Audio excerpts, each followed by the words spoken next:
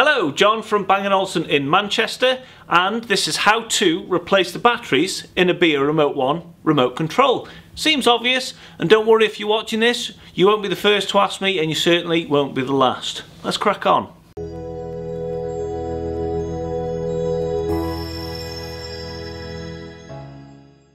So when you got the BeoRemote 1, you would have got a little pin, but if you're anything like me, you would lose that immediately. So anything of that size will do, like a SIM card tool, a thumbtack, a bent out paper clip, anything like that will do the job.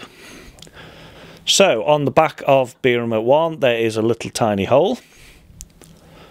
So all we do is pop the pin in the hole,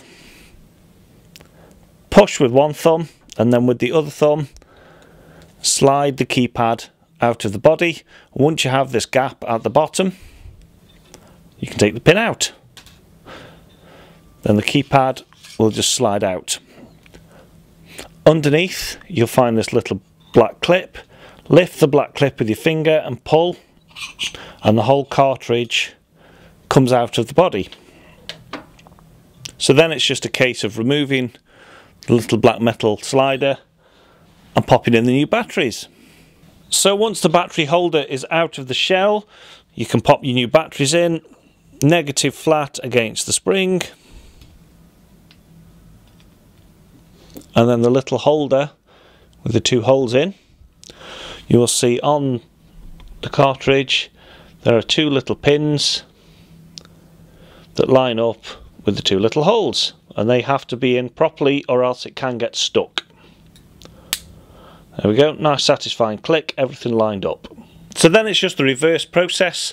The clip has to go in with this bit at the bottom. That slides back into the shell and clicks into place. And then the keypad slides back down. And if you've done it right, you will get Bang & Olufsen on the screen. There we go. So there we go, I hope that helped and you've now got fresh batteries in your lovely BeoRemote 1.